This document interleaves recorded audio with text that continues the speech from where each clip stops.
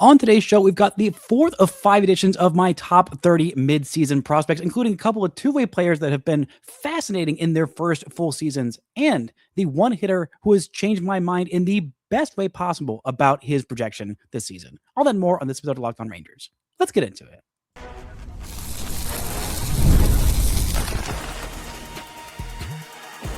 You are Locked On Rangers, your daily Texas Rangers podcast. Part of the Locked On Podcast Network, your team every day. You are locked on to the Texas Rangers, the first and best daily Rangers podcast. I'm Bryce Paddock, a cripplingly addicted Texas Rangers fan, covered this team for 13 seasons, including all 8 as the founder and host of this podcast. Thank you all so much for making Locked On Rangers your first listen every single day.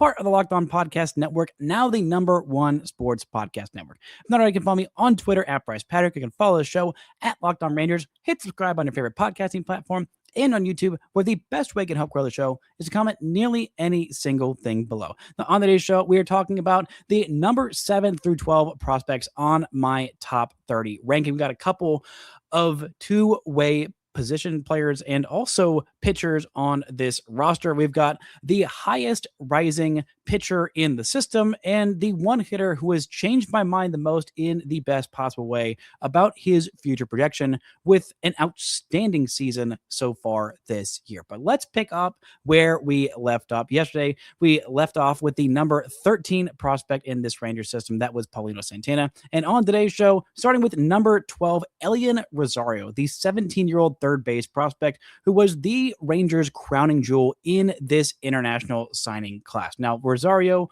spent the entirety of this season in the Dominican Summer League, where he put together some pretty good numbers for his first pro season in professional baseball whatsoever. He played in 46 games between the Dominican Summer League Red team, where he spent most of his time and had more success there than the Blue team. Blue team, he played 8 games there, 38 of his 46 with the Red team. And overall, at those two levels combined, he had 8 home runs, 7 doubles, 1 triple, an .827 OPS, and a pretty good strikeout to walk rate. The strikeout rate of only 14%, the walk rate of 13%.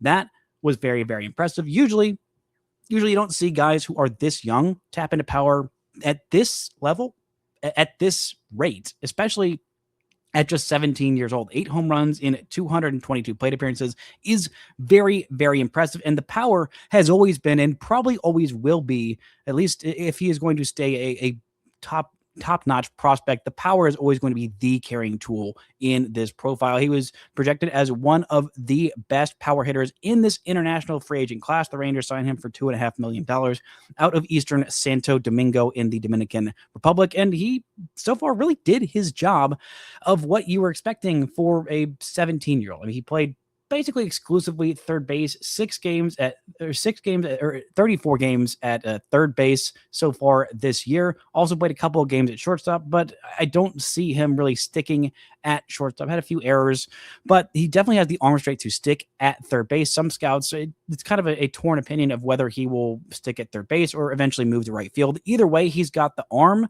to be able to play either of those positions, listed at 6'2", 195 pounds. So really, that's a lot heavier, a lot, stronger usually than you usually see prospects, especially at that age. Usually if you see guys listed at 6'2", they're not quite as well built or as physically developed as Rosario is. And that kind of shows why he was able to hit for so much power. He is a physically imposing guy for his age and still has a lot of room to add some bulk and to add some strength, which could see him go from, 8 home runs in 46 games to next year. I would imagine he goes to stateside ball. I don't imagine that he would repeat this level.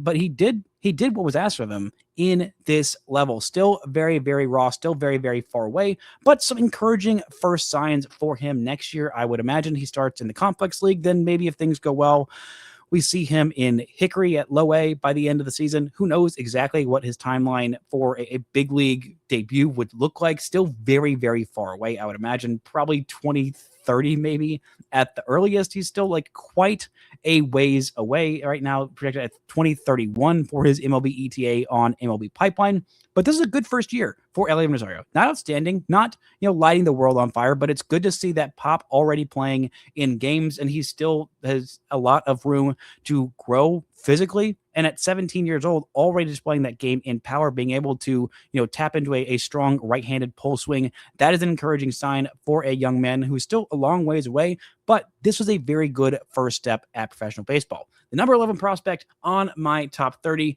is a guy who is at the opposite end of the spectrum, not quite as physically imposing and also very close to the big leagues. That is right-handed pitcher David Davalillo. Now, this is a decent drop-off for Davalillo, who was in my top 10 at the start of this season. And before his most recent start, there's actually been a couple of starts that have gone well for Davalillo recently, but his most recent start is really what jumped him out of the category of upper level arms that really disappointed this year. I mean, there were a lot of upper level arms that were not great this year. The Rangers had a lot of guys who I thought could be some depth to jump in and start in the rotation if there was an injury or two. And so far, most of those guys had not really taken steps forward. Jose Corniell, Winston Santos, Emiliano Teodo, Teodo not really as a starter, but as a relief arm to jump into this pen. I thought all those guys would be, helping in some capacity at this point in the season. Alas, that was not the case. Or maybe it is as you're listening to this and Teodo got called up, but I don't anticipate Corniell or Santos being called up at any point while I am gone, as I'm recording this Wednesday of last week.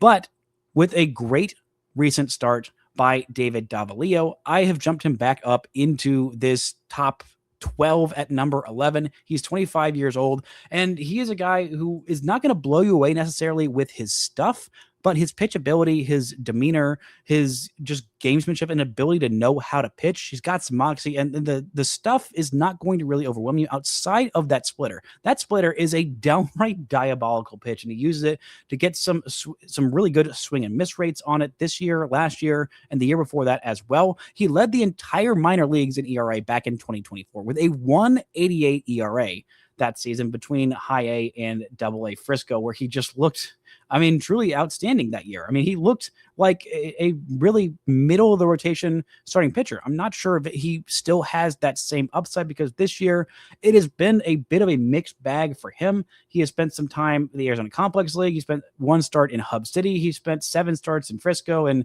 9 outings in Round Rock. And the numbers at most places have not been particularly encouraging because the pitchability, the command really kind of fell off for him. He has added some velocity as of late. He was, 90 to 93, touching 95. Now he's more 92 to 97, has about the 4-seam fastball and a 2-seam fastball. The splitter is his money pitch, gets a lot of swing and miss, both righties and lefties, sets it up well, knows how to use it, when to throw it, and where to throw it as well, and does so pretty much where he wants for the vast majority of the time. He's also got a sweepy low 80s slider that is really good against right-handed hitters. Not quite as effective against lefty, but still a nice money pitch. A curveball that's also in the upper 70s. And he also kind of flirts with a cutter in the upper 80s. So 6 pitches, really mostly mainly 5, but still has a 6th in his back pocket that he can go to when he needs to. Most of them he can land for strikes consistently. The curveball, not quite as much landing that pitch for strikes, but this is a guy who you want to bank on the makeup, the pitchability, the command that he has really gotten back under control, and the swing and miss rate. That cutter, he was throwing more than just kind of flirting with it in his most recent best start. That was coming in his most recent start, which was against the Astros affiliate back on August 14th. This could be, he could have had another couple of great starts in between now and, or maybe just one, maybe 2 starts in between now and when I'm releasing this episode. But in that start, he went 6 innings, faced the bare minimum of 18 batters, and got a double play. The one single that he allowed, he immediately erased on a double play. So 6 shutout innings, 7 strikeouts for him, and also 15 swings and misses, which was the second most in AAA on that day. Unfortunately, the one with the most was the prospect who the Rangers did trade away, Mason Molina, in a trade to, I believe, the Twins last year, which is not looking particularly great for this Rangers squad. But this was a fantastic outing for David Davalillo, who was much more in the strike zone. His strike percentage was at 68%. That's great. The chase rate being at 42%. That is a thing that we have not really seen a whole lot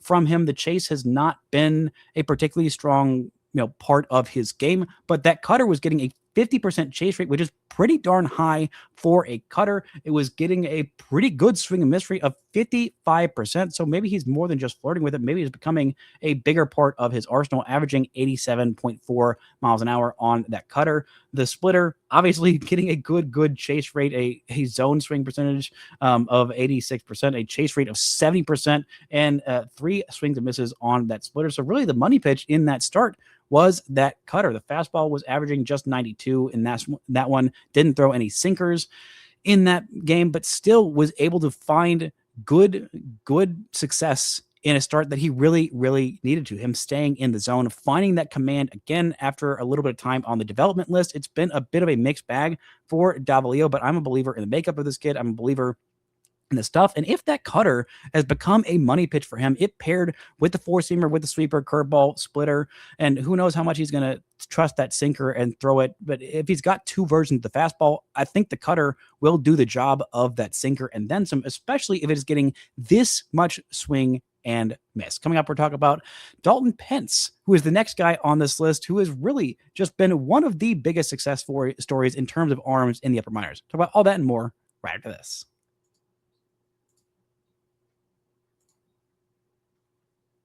This show is brought to you by 5 Hour Energy. If you got a sweet tooth like I do, you know how tough it is to find that perfect treat without all that sugar. That's why the Fruity Rainbow 5 Hour Energy Shot brings that nostalgic flavor back in a whole new way. Fruity Rainbow 5 Hour Energy Shots treat your taste buds to an explosion of fruity flavor and a tasty caffeine kick. It's a quick, easy way to satisfy that sweet craving while keeping things simple and on the go. It's zero sugar treat that is also sweet tooth approved. And I like how convenient it is too. It's just a small portable shot I can grab whenever I need a little pick me up. It's become my go-to when I want something sweet without going overboard. And also, when you've got yourself a long West Coast road trip, you can really use that extra energy pick me up, and that's what this does for you. So get the candy flavored chaos with Fruity Rainbow 5 Hour Energy Shots, available online at 5hourenergy.com or on Amazon. This show is also brought to you by Game Time. There's nothing like watching a Rangers game, and it's even better when you get to watch it live. The excitement and the fans, and this Rangers team has been really good at home. Haven't been quite as good on the road, but if you were going to a Rangers game at home, you were probably going to see a pretty decent baseball game. But if the only problem is that getting tickets, it can feel like a grind. Long queues, surprise fees, and prices jumping at checkout, but that's where Game Time comes in. The Game Time app gives fans the advantage with constant innovation. It's how you unlock amazing tickets and experiences in just a few taps. It's simple to use, and the Game Time guarantee means you get 100% authentic tickets delivered on time and at the best price. And here is the best part. The fees are included in the price you see, so what you see is what you pay, period. 2 taps, it's done. No stress, no hidden fees, just great seats in minutes. So take the guesswork out of buying MLB tickets with Game Time. Download the Game Time app, create an account, and use code LOCKEDON for $20 off your first purchase. Terms apply. Again, create an account and redeem code LOCKEDON for $20 off. Download the Game Time app today.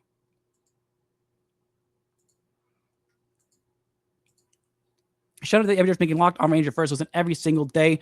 On tomorrow's show, we'll be back and finishing out this series, but make sure you are listening to the Locked On Rangers postcast with the wonderful Jeff Biggs.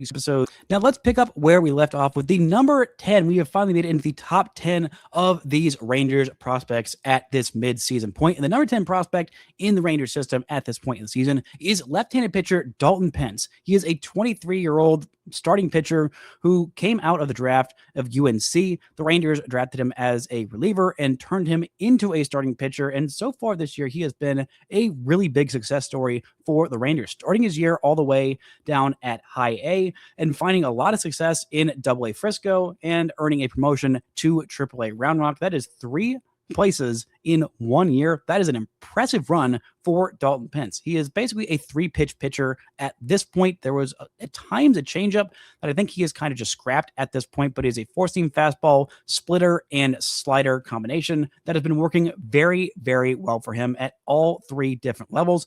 Not a whole lot of velocity to speak of in terms of that 4-seam fastball, but it really plays up because of his arm saw, because of his deception, and he gets a whole lot of swings and misses, and he's found a whole lot of success so far this season, including his best start of the year, which was against the Corpus Christi Hooks, 5 1/3 innings back on July the 9th, where he had 10 strikeouts and just 1 run allowed, just 2 hits and just 2 walks. He has been just a dynamite success story for this Rangers squad. That there have been a lot of pitchers in the upper minors for this Rangers farm system that have really taken steps back. There haven't been a whole lot who have taken necessarily steps forward. Now, Davalillo, I think, has kind of gotten himself back to about where I thought of him before the season. But Pence is a guy who I think was lower on my top 30, was still on my top 30 at the start of this season, but he had a decent year last year between Hub City and Hickory. Not crazy overwhelming numbers, but when you make 30 starts and you get 103 strikeouts and 82 1/3 innings, he's definitely someone who is on my radar. This is another Rangers pitcher who they drafted as a reliever who has found success as a starting pitcher. That is something the Rangers have been doing more and more frequently. They did it with AJ Russell, who I'll talk about not on this episode, showing you that he is a little bit higher on this Rangers prospect ranking. But this has been a great year for Dalton Pence. He is already in AAA. And if the Rangers did have some other injury to their starting rotation, and it's before Nathan Eovaldi comes back, I really do think Dalton Pence might be on the verge of making a big league debut. Maybe he is added to this 40-man roster. Probably not. The Rangers will probably just want to add another, relief arm to just bolster up the bullpen when rosters expand in September, which is coming up pretty quickly as this episode is posted. But it's been a great year for Dalton Pence, and I have been very impressed with what he has done so far this year. Now, the number 9 prospect on my top 30 is a guy who has changed my mind in the best way about his long-term projection and what he currently is, and that is outfielder Dylan Dreiling, who the Rangers drafted back in the 2nd round out of Tennessee in 2024. He was just coming off of a national championship with his manager at the time, who is still at Tennessee and is now managing the San Francisco Giants, or maybe he's been fired by the time you're listening to this. Probably not, because they signed him to a pretty lengthy extension. But Dreiling has been excellent this year. I mean, downright excellent. The most consistent up arrow hitting prospect in this Rangers system so far this year. And when the Rangers drafted him, I was not that excited about the profile. I didn't love it. I thought, okay, this is a guy who is probably going to be maybe a David Murphy type. No shade to David Murphy, but I thought the ceiling on Dreiling was kind of a David Murphy type. And it still might be. And David Murphy is a very good player. That's not to besmirch having a 10, 12, 13-year big league career. That is nothing to sneeze at. But I didn't love a guy whose defensive profile was he's probably just a left fielder. He probably just hits against right-handed pitching, and there's not really a whole lot of pop there. That has not been the case this year. It had been in seasons past, but really from the fall league on last year in 2025, this has been a consistent up arrow prospect. Last year, in surprise with the Arizona Fall League, he was just 22 years old, only played in 14 games, but an 801 OPS in that span, and looked pretty darn good, a 364 on base that year. This year, he started the year in Frisco. He's 23 years old at this level, played 97 games so far as of this recording. His batting average is over 300. The on base is above 375. The slug is over 530, a 909 OPS while playing center field pretty much every single game. And I've watched him out there and he's looked decent. I mean, 87 games in center field versus just 3 in left so far this year. And I think part of the reason that he was playing those games in left field, I think that was when Evan Carter was rehabbing here in Frisco. So pretty much he's been the everyday center fielder. And not only has he changed my mind about playing center field, I don't think he's going to necessarily take the job in center field over Evan Carter. I think just that defensive value is just too much for Evan Carter. But if Evan Carter continues to struggle and the Rangers want to keep Wyatt Langford out there in left field to save his body, it's not an impossibility to think that Dylan Dreiling might be the Rangers' probably not opening day center fielder in 2027, but it's not impossible to think by mid-season, maybe Dreiling is a Rangers everyday player, whether that's in right field, whether that's in center, whether that's in left. His arm is not particularly great. It's fine out there. But he's definitely a guy who can go out there and handle center field. I think he'd be good in left field, not outstanding, but he's pretty solid out there in center field. But the power, that when you are a guy who does not have a premium defensive position, or at least didn't coming out of the draft, I didn't really think that he was going to stick in center field. Knew the Rangers were going to try it. But if you are a kind of a platoon guy, you really need to hit for power. And he did that at Tennessee with 23 home runs his final season with the Volunteers. But in Hub City, his first full year, I mean, the slug was not really there. The slug was below 400. The batting average was below 230. It's still a pretty defensive environment, not a very hitter-friendly environment, but it just was not a great power showing in his first little stint in minor league baseball in 2024. He only had 1 home run in 24 games there with High A Hickory at the time.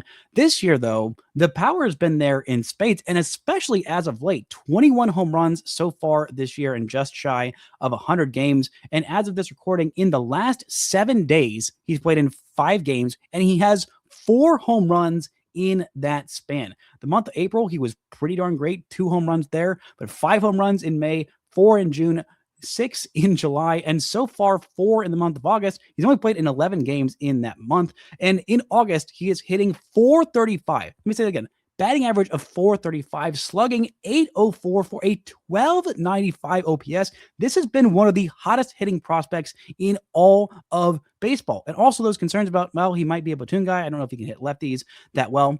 That has not been the case at all this year. A .280 batting average against left-handed pitching, 109 plate appearances where he's got 5 home runs and a .385 on base. So an .880 OPS against left-handed pitching versus a .918 OPS against righties. So not that much of a drop-off, still getting on base, still getting slug, still getting batting average. All of those he is doing against left-handed pitching. The strikeout rate is a little bit higher against lefties than it is against righties, 33 Ks in 109 plate appearances. But overall, on the year, a 22% walk rate, that's solid. An 11% walk rate, that's solid. A 22% K rate, that's not bad. So the biggest concern for me is heading into the draft is that I didn't think he'd hit for power. That's not been the case this year. I wasn't sure if he's going to hit lefties. That has not been the case this year. I didn't think he was going to play a decent defensive position and provide value with the glove. And that all 3 of those big concerns that I had about Dylan Dreiling have all been proven wrong. I have been very, very wrong, and I'm happy to be very wrong about Dylan Dreiling. This has been a guy, there's always been great makeup grades on him, very much a guy who gets the most out of his baseballing talent, not a guy who is, listed at like 6'5" and 230 and is just hitting 1,800 mile an hour exit velocities, but he's a guy who is a good baseball player who is getting the most out of his talent. He is hitting the ball to the pull side in the air, doing some damage on pitches against lefties, against righties. This is a good hitter who is going to provide a decent amount of value defensively. Still, that's not going to be the carrying tool. This is a guy who can just flat out hit against lefties, against righties in the upper levels. I am surprised that he is still in Frisco because there is not really, in the month of August, there is not much left to prove for him at this level. And I'm excited to see what kind of damage this dude can do, not only in AAA, but if he continues on this kind of trajectory, you're going to have to find a place for him in the everyday lineup because this is a future everyday player. And I did not think of that about Dylan Dreiling at the start of this year, but this has been just a flat out awesome year for Dreiling, a consistent up and up and up and up arrow, to the point where I am really thinking about the 2027, 2028 outfield, and Dylan Dreiling in some way, shape, or form is going to force himself to be a part of it because he's been just that good. Coming up, we've got 2 more guys to talk about today, both of them 2-way players who have been having fantastic first seasons of pro ball. All that and more right after this.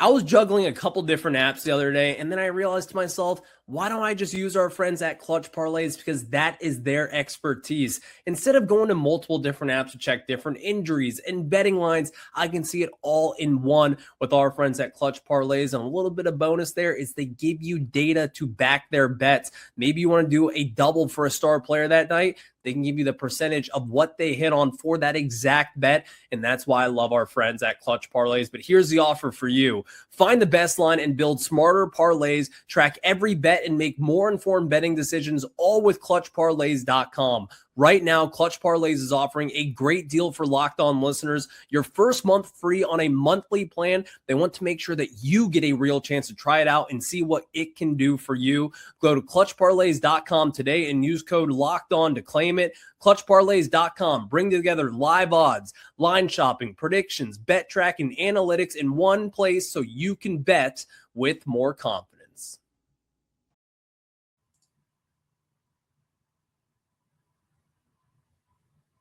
Shout out to the areas picking Locked On Rangers first listen every single day. On Monday's show, I will be back from my honeymoon talking about whatever's been happening with the Rangers for the last 2 weeks, because I don't know, but you know that the Rangers maybe have gone on a winning streak. Maybe they're in the first place in the AOS. I don't know. But whatever it is, I will be back to talk about it on Monday's episode of Locked On Rangers. Now, let's finish this episode off right, talking about two of the guys that I have been following most closely this season, guys who've been pretty far away from the big leagues, but have both been very, very encouraging. They're fascinating because they are both lumped in together. They've been at the same level for the entirety of this season. They've even both got promoted to Hickory together. You probably know how they've been doing in Hickory if they've been playing. But the first guy on this list, the next to last guy in this episode, number 8 prospect, Seong-Jun Kim. He is a shortstop / right-handed pitcher, not just a two-way player like Shohei Ohtani. No. They don't take the easy way out. Neither of these guys take the easy way out of just hitting. No. They also play not just a position, but a premium position. And Kim, for the most part this year, has just DH. He's only played shortstop a little bit, 29 games for him in the field at DH and 13 of them at shortstop. It took him a while to both pitch and play the field so far this year. Really just kind of started out as just a designated hitter. He didn't pitch until June 23rd of this year. He didn't play shortstop until June 11th. That was his 20th game of the year. But when he did pitch, when he did play shortstop, he did pretty darn well, allowing just one earned run as a pitcher this year in 5 games, only 8 2/3 innings, but 10 Ks, 5 walks, 1 earned run, just 6 hits allowed in that span, a 1.04 ERA. This was a very, very impressive year for Seong-Jun Kim. His repertoire includes a fastball, curveball, slider, and a splitter. He was projected as a first-round pick in the Korean Baseball Organization draft, the KBO draft, but he decided to skip it and just go ahead and sign with the Rangers because the Rangers missed out on signing Roki Sasaki. They still had quite a bit of international bonus pool money left aside for Seong-Jun Kim and also Elorky Rodriguez, but Kim got the bulk of that money. The fastball is around 91 and 93, touching as high as 95. Still would like to see him pitch a little bit more next year. He had his first little taste of pro ball back in 2025 as an 18-year-old. He went to the Dominican Summer League, which I'm sure was a bit of a culture shock for a guy who still at that point had not graduated high school yet. He came back to finish his studies. He only played for 3 games in the Dominican Summer League, at least in the regular season. Spent some time there as a hitter. Also had 1 shutout inning where he went 1-2-3 and struck out 2 of 3 batters that he faced. But what a culture shock going from Korea to the Dominican. I'm sure there was a little bit of a language barrier there. But still, he did awesome. Went back to school, got his high school diploma, then went stateside for his stateside debut, where as a hitter, he put up some very impressive numbers. He had 7 home runs, 9 doubles, 1 triple this year, batting average over 300, on base over 400, slugged over 500, a 964 OPS. The strikeout rate, though, was a little bit concerning for Kim. 32% strikeout rate is pretty high, but he was also bolstering that with a really high walk rate as well at 15%. Now, I'm not sure which he usually leans more towards. I'm a little bit more bullish on him as a hitter and as a shortstop. Again, that strikeout rate is pretty high. It was honestly pretty high for most of the hitters in the complex league this year, but he has got a really, really nice swing. He has been doing well. The real main difference between him and Josh Owens, besides them, growing up in different parts of the planet, Owens is a left-handed hitter versus Seong-Jun Kim, who is a right-handed hitter. But he's been putting together some quality at bats. He's been striking out a little bit, but I'm curious to see what he does in Hickory, if he is pitching in Hickory, or just kind of what that looks like. If maybe he's a candidate for the Arizona Fall League, he's probably a little bit too underdeveloped at this point. Like, it would be a very, very advanced jump in competition for him to just jump from basically most of the year in the complex league to jump up against it'd basically be in the same place. It'd still be in surprise. He would still be hitting in the place where he had been for most of the season. But there's a lot of advanced arms, a lot of advanced bats that would be, I'd say, pretty difficult for Kim to face off against. And so we'll see how he does for the rest of this season. You probably know a little bit more than I do. He has not made his debut in high or low A Hickory at this point, but I'm encouraged that the Rangers saw what he did and said, yeah, that is good enough to go and get yourself a chance to go and face off against tougher competition. Next year, I'd imagine he starts in low A Hickory, but this is a development the Rangers are probably going to slow play. It is very difficult to develop as a starting pitcher. And also, he's not just doing that. He's not just developing as a hitter. He's also developing as a shortstop. A lot of those things are just very big a whole lot of moving parts and a whole lot of different things to learn, a big learning curve, but he has done well so far with what has been asked of him. And he is already producing really eye-popping numbers at such a young age. For providing that kind of power already at this level, at that age, has been very, very impressive. But the last guy on today's show, very similar profile to Seong-Jun Kim. This is shortstop / right-handed pitcher, the number 7 prospect, Josh Owens, who was Rangers' 3rd-round pick back in the 2025 draft. That is looking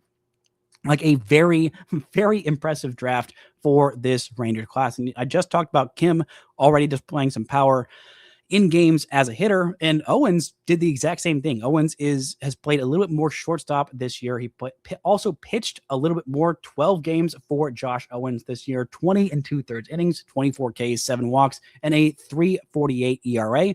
Those are some solid numbers. He did also make his pro debut last year, but he didn't play all that much, and he faced off against some really tough competition. This is not going to be his Hickory debut, because last year it's like, hey, here you go, 18-year-old, welcome to professional baseball. Here is some full season competition where you are 2.5 years younger than the average hitter. And last year he was able to get a couple of hits in 24 at-bats and 24 plate appearances and 8 games.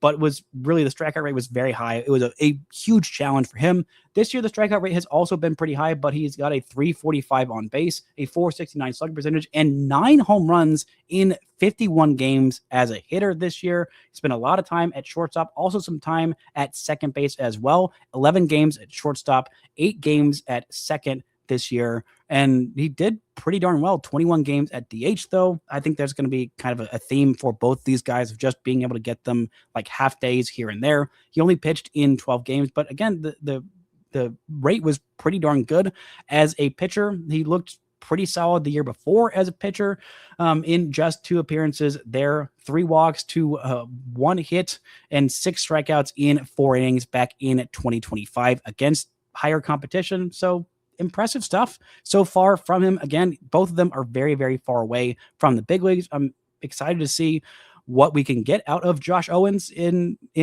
low A Hickory. I'm curious if the Rangers are going to continue to throw him to accumulate some innings, because right now 20 2/3 innings, it's not a huge workload, especially for what you would consider a full season. But as a two-way player, the Rangers clearly have a plan in place for developing two-way players. This is not just one guy. This is 2 guys. This is maybe something they are pioneering as a kind of way to, especially for international free agents who think, I think I could be a two-way player. This is a roadmap in a way that we really haven't seen. They're not Shohei Ohtani. Neither of these guys are Shohei Ohtani. Maybe they're not the next Shohei Ohtani, and maybe they just could be pretty good at either. But I think the Rangers will continue to develop both as both types of players until they prove one way or another definitively that, yeah, I'm either not going to make it as a hitter because I'm too good of a pitcher, or I'm not going to make it as a pitcher because I am too good of a hitter. The Rangers will give these guys every opportunity. And again, the strikeout rate for him was even higher than it was for Seong-Jun Kim at 37%, and not quite as impressive a walk rate of 9.5%. But still, that is a decent walk rate, a little bit scary of a strikeout rate. But again, the power is already there. The athleticism, the mentality is already there. He's showing signs of progressing as a pitcher. He was more projectable as a hitter versus a pitcher coming out of the draft. There were some kind of thoughts that, yeah, he probably isn't going to stick as a pitcher. The Rangers are probably going to just shelve him as a pitcher. But the Rangers said, nope, we're going to make this guy a two-way player. There's some thought that maybe he just ends up as a reliever, a right-handed only reliever, because he's a fastball slider kind of a guy as a pitcher. But he has shown some success at both types, both shortstop and as a hitter and as a starting pitcher. And that is enough. That is exciting. And still, it is something that is new that we have not seen from Rangers minor leaguers. The Rangers have a plan, but let's see if it works out. So far, it is. And I have been very impressed by really all 6 of these guys on today's show. But that's going to do it for this edition of Locked On Rangers. Thank you all so much for listening and subscribing. And until next time, don't forget to enjoy baseball.